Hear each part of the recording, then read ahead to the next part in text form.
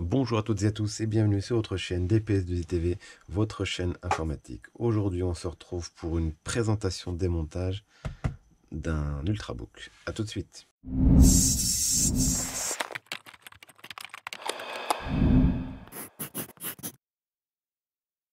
Salut tout le monde. Comme je vous l'ai dit, aujourd'hui, on se retrouve pour à la fois une présentation et à la fois un démontage d'un Ultrabook. Alors, vu d'ici, on ne sait pas trop de quoi il s'agit, mais on va le retourner et ne pas perdre de temps. Et on va découvrir ensemble qu'il s'agit d'un Mi Book, je crois qu'ils appellent ça comme ça. En tout cas, bref, d'un ordinateur portable ultra léger, connoté MacBook Killer, connoté ce que vous voulez. Donc voilà, une petite machine en aluminium très légère, assez performante, assez bien finie. Donc, la présentation va être assez succincte, on va dire, puisque il s'agit en fait d'un ordinateur qu'on nous a déposé pour un défaut. Donc sachez déjà qu'il a un défaut, mais comme je l'ai déjà dit à plusieurs reprises par le passé, dans d'autres vidéos, dans d'autres tests, ce type de machine, très petite, très fine, tout ce que vous voulez, c'est forcément plus fragile qu'un PC portable classique qui sera lui plus robuste. Là, c'est fin, c'est même très très fin. Pour avoir une surface d'écran toujours plus grande, bien on rogne sur l'encadrement. Donc on a des structures, donc l'espèce de châssis qui vient donner un peu de rigidité à l'ordinateur est plus fin. Donc voilà, faut pas s'étonner de se retrouver face à des pliures, à des torsions, des choses comme ça. Donc en l'occurrence ici, c'est pas tout à fait ça le problème. Le problème pour lequel cet ordinateur est venu, c'est un souci. Alors visiblement, il ne le fait pas à chaque fois. Ouais, c'est bien ça le problème. Donc c'est un problème avec la nappe. Alors habituellement, en fait, ce qui se passe, c'est dès lors où on joue avec la liaison, puis on perd l'affichage. Voilà, on n'a pas l'écran se coupe ou il se met à scintiller. Enfin voilà, on perd l'affichage. Donc il faut retrouver à nouveau le bon angle pour retrouver un affichage complet. Donc là, comme par hasard, pour le bien de la vidéo, il fonctionne. Il a certainement entendu qu'on allait faire une présentation et un démontage, et il s'est mis dans son meilleur état pour cette présentation. Bon, la présentation, donc comme je vous l'ai dit, donc c'est un ordinateur, c'est pas un ordinateur qu'on a commercialisé, c'est un client qui nous l'a apporté. Il a été commandé directement là-bas, en Chine, d'où les petites étiquettes de conversion entre guillemets du clavier QWERTY en AZERTY. Première impression, esthétiquement, c'est quelque chose d'assez joli, assez bien fini. Bon, somme toute assez basique. Hein, une fois qu'on a vu les MacBooks, on a l'impression un peu d'avoir tout vu. Les MacBooks, les ZenBooks de chez Asus, etc., etc. Donc, pas de quoi fouetter un chat au niveau esthétique. Par contre, c'est léger, c'est très léger et c'est très rapide là. Le démarrage, il y a un SSD. On voit vraiment la rapidité de fonctionnement, de lancement des systèmes d'exploitation. Donc, ça présage une utilisation très confortable. Sortie HDMI, une prise casque, une prise USB classique, une prise USB type C. Donc, le strict minimum. Le strict minimum. On va aller regarder un petit peu ce qu'a cette version dans le ventre. Tac. Donc c'est un M3 déjà, c'est ce que je peux vous dire, hein, puisque c'est ce qu'on a ici. Donc un Core M3 cadencé à 1,6 GHz, 4 Go de mémoire vive, et le SSD, c'est un SSD de 120 Go. Est-ce qu'on va réussir à obtenir la marque de ce dit SSD? Suspense. C'est un SSD Samsung. Alors, avec la référence, on pourrait très bien trouver ce dont il s'agit, si c'est une carte. Mais bon, vu le format de la machine, c'est forcément une carte. Donc, soit un M2, soit un M SATA. Mais compte tenu de la génération, je dirais plutôt un M2. J'ai fait un pomme cul comme si on était sur Mac. Et le Alt F4 ne marche pas non plus. Il faut... Bon, donc, bonne machine, bel affichage, rapide. On va dire que c'est pour faire de la bureautique. Ça peut être un très bon appareil. Très léger, très simple à transporter. Pas épais, pas lourd. Donc, je vous dis le point de vue esthétique, si on fait abstraction des défauts que puisse avoir ce type d'appareil, de sa faiblesse, point de vue esthétique, c'est très correct. Et au niveau configuration, là aussi, c'est plus que correct.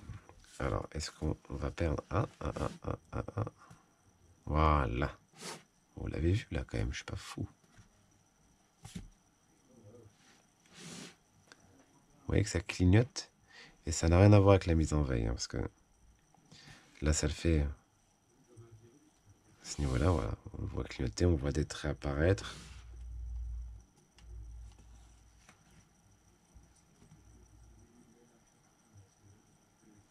Bon, on n'en verra pas plus. On va l'éteindre et on va tout de suite aller voir à l'intérieur. L'idée en fait de ce démontage, c'est de repérer s'il est possible de trouver la référence de la nappe qui fait la liaison entre l'écran et la carte mère. Et surtout déjà voir si on y accède. Autant du côté carte mère, je sais qu'on va pouvoir y accéder, on va démonter le cache et puis on devrait pouvoir accéder à tous les connecteurs sans problème. Mais est-ce que l'écran, la partie arrière de l'écran, est-ce que c'est une partie qui est facilement accessible? Parce que si ça n'est pas le cas, si c'est du collage, et ben on peut vite se casser les dents. Bon, bah visiblement, il a planté ou l'écran s'est complètement barré. Tout est possible. Alors, ouvrons-le. Hop, on va déballer notre petite trousse. Le tournevis. On est sur du Torx. Ça doit être du 5 ou du 6, je pense, à vue d'œil.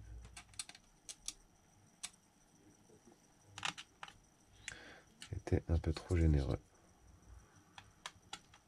Voilà.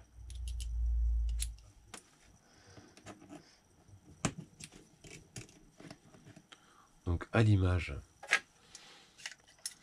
de ce qu'a fait Apple sur les versions récentes, enfin version récente, de ce que fait Apple depuis qu'ils font des MacBook en aluminium et de ce que font tous les autres constructeurs qui les ont copiés, à savoir Asus pour le ZenBook, Acer pour je ne sais plus quelle référence, HP pour le Spectre, etc. etc. On accède normalement très simplement à ce qu'il y a dans l'ordinateur en enlevant ce capot. Bon, là j'ai pas vraiment d'accès. C'est le problème aussi de l'aluminium, c'est que ça n'a pas la souplesse. Ça n'a pas du tout la souplesse du plastique. Alors pour y passer une lame, ça peut s'avérer tout de suite assez complexe. Mais ça va, ça se fait plutôt bien. Ça se fait plutôt bien. Je me demande s'il est vraiment à 100% d'aluminium. Il y a peut-être un châssis plastique derrière, un peu comme sur les tablettes Samsung.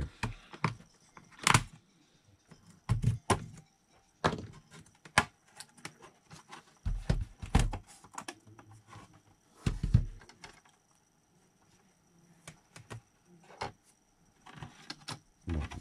Il y a des choses qui se baladent à l'intérieur. C'est déjà pas spécialement bon signe au niveau conception.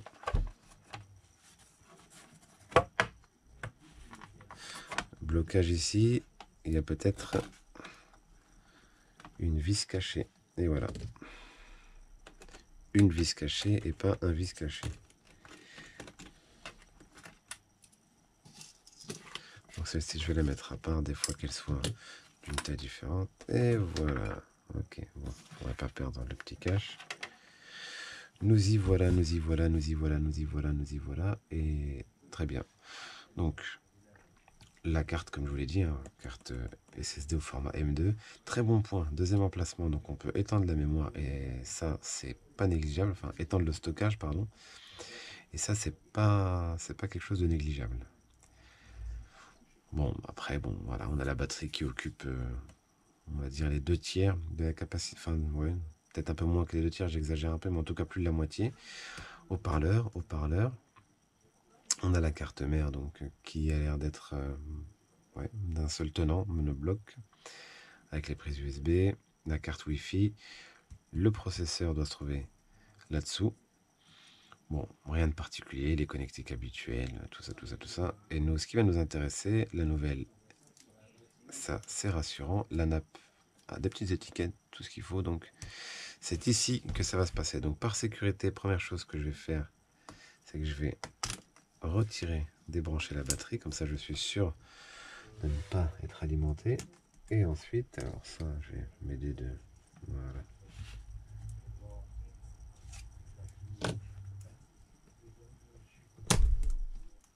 Bon, c'est pas top, hein, comme verrou. Voilà.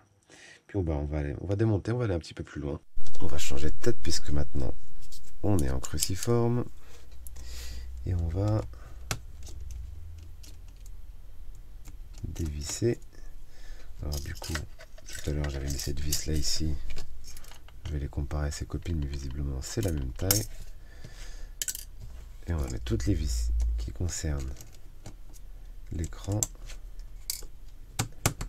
On va les mettre du même côté. Une fois de plus, ce petit tournevis de chez iFixit, c'est une merveille. Ça glisse, voilà.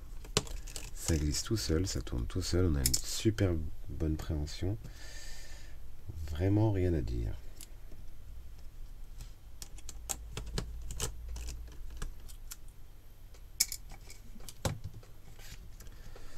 Donc l'écran, ça nappe est là, parfait. Ici, on va devoir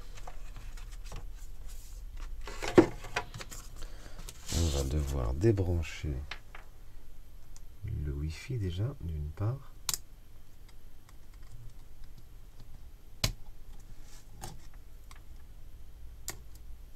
Voilà, et visiblement, on va devoir débrancher aussi cette connexion qui est probablement la webcam. Alors ça, c'est un très bon point. Très bon point. Pour les bricoleurs en herbe, pour les démonteurs en herbe, vous avez une petite signalétique, hein, gray, black, donc vous savez où brancher les fils, batterie, c'est pas mal foutu. Donc EDP, donc c'est pour le display, c'est pas mal foutu. Pad, SATA, ah c'est vraiment pas mal. Bon, on va ouvrir ça.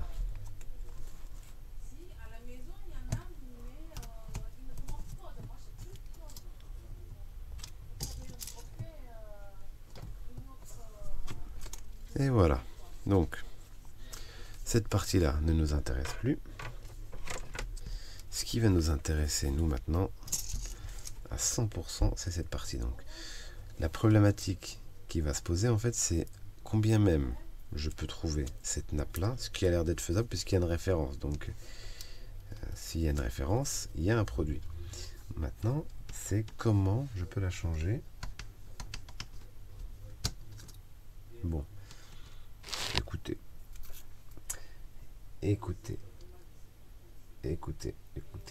Toujours d'un point de vue communication, ils appellent ça un MacBook Killer. C'est un MacBook Killer Asus Copy.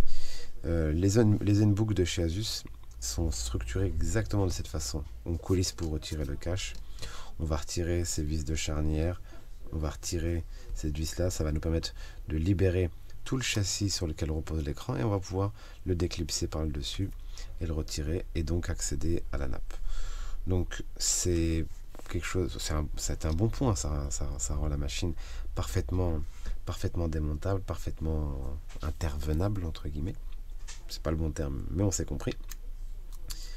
Mais par contre, d'un point de vue éthique, c'est moyen. Donc on va pas aller plus loin pour aujourd'hui sur cette machine-là, puisque ce dont j'ai besoin, en tout cas ce dont j'avais besoin, c'est la référence de la nappe en premier lieu. Donc je l'ai, j'ai été regarder, alors je la trouve, mais c'est très compliqué à obtenir dans un délai correct. Ça veut dire chez un vendeur qui est en Chine et qui m'annonce 3-4 semaines quoi, pour l'obtenir. Alors la nappe est pas chère naturellement, mais ça va mettre beaucoup trop de temps. Donc on va la remonter pour pouvoir la restituer au client, on va pouvoir lui donner son devis pour son remplacement. Et on va pouvoir conclure sur la vidéo d'aujourd'hui. Je pense pas qu'il y ait une nécessité à aller plus loin, hein. On a fait un tour rapide certes, mais il n'y a pas grand-chose en réalité à dire de plus sur cette machine-là. Donc, bonne machine. En tout cas, au niveau performance, ça tourne plutôt bien. Pour la bureautique, pour peut-être même un peu plus que la bureautique, mais voilà, c'est tout. Moi, je limiterai mon utilisation de ce type de machine uniquement à la bureautique. Traitement de texte, voilà, sans navigation, mailing, utilisation entre guillemets un peu professionnelle, mais pas poussée en termes de performance. Maintenant, c'est léger, plus léger qu'un MacBook Air. En tout cas, moi, ça me semble plus léger. Et puis, bah, c'est sous Windows. Donc, on a l'avantage, entre guillemets, l'esthétique, l'encombrement d'un MacBook Air, mais le tout sous Windows 10. Donc, et pas un Windows 10 bidouillé, puisque c'est un Windows 10 d'origine. Donc, pas de crainte, a priori, pour tout ce qui est mise à jour, pilote, etc. Bien, voilà. On va s'arrêter là pour aujourd'hui. Si le client venait à valider la réparation, donc le remplacement de la nappe, eh bien probablement qu'on filmera cette étape, donc on ira plus loin dans le démontage, le démontage complet de l'écran, la dépose de la nappe et le remontage complet pour test. Si c'est pas le cas, bah écoutez, vous aurez vu au moins la machine fonctionner un peu, la machine être démontée sous vos yeux. Et puis c'est tout. Donc maintenant, j'ai plus qu'à vous souhaiter une bonne fin de journée. Mais avant de nous quitter, une fois de plus, je vous invite à laisser des pouces bleus, à commenter en dessous de la vidéo si vous avez la moindre question. Et surtout, abonnez-vous.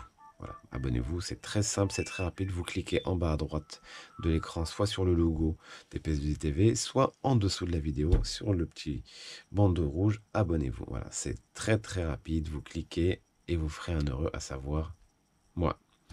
Voilà, je vous souhaite une bonne fin de journée. Je vous dis à très bientôt pour une nouvelle vidéo.